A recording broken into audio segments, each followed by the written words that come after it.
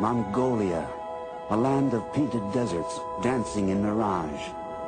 Mongolia, a land of mystery, of paradox and promise. A thirsty land, a land of desolation. Gazelles, wild asses, and wolves ranged the marching sands. Few explorers had been there, and they brought back tales of thirst, cold, and hunger. One of the most famous scientific expeditions in history wound its way toward Mongolia's dinosaur graveyard. Its leader was a charismatic and controversial explorer named Roy Chapman Andrews. He came from the American Museum of Natural History. But Andrews was an incurable publicity hound and a scientific cowboy. Where his paleontologist used a camel hair brush, Andrews hacked away with a pickaxe. But he found one of the richest dinosaur boneyards in the world. He returned with a spectacular collection of fossils and a library of stunning film images.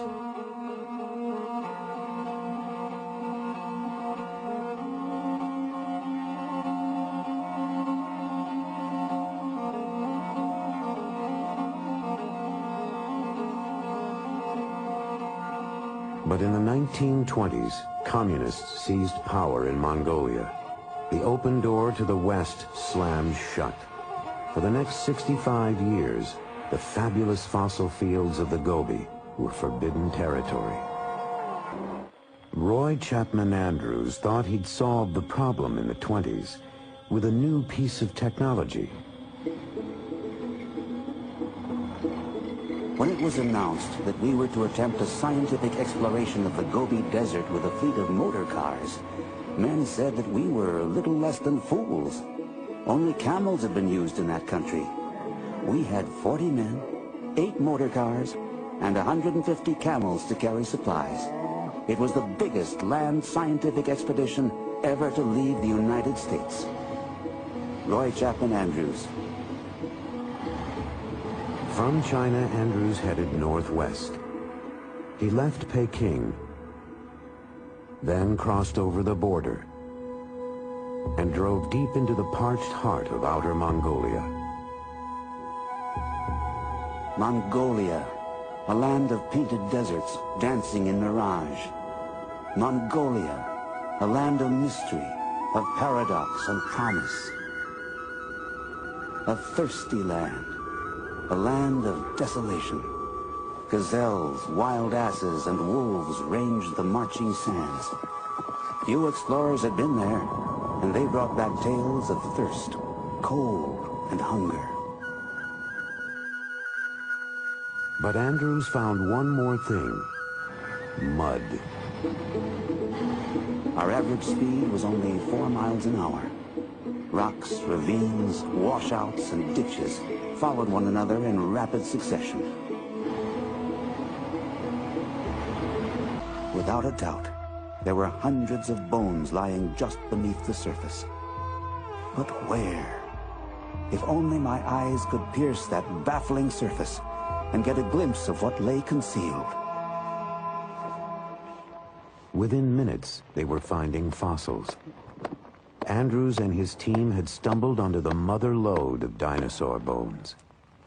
They discovered the remains of some 200 different animals, many of them completely new species.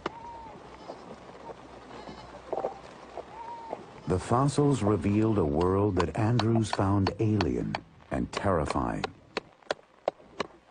Dinosaurs were the sort of creatures you might think of as inhabiting another planet, or the kind you dream of in a bad nightmare.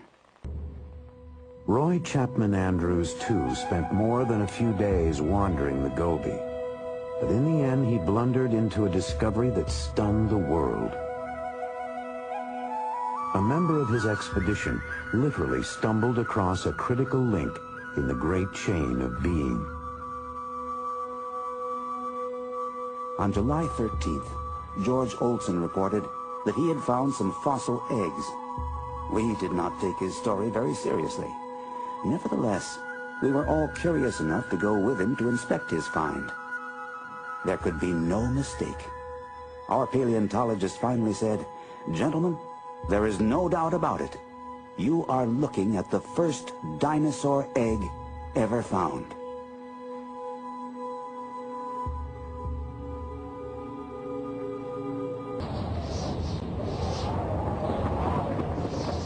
In the late 20s, the winds of change blew fiercely over the great dinosaur fields of Mongolia.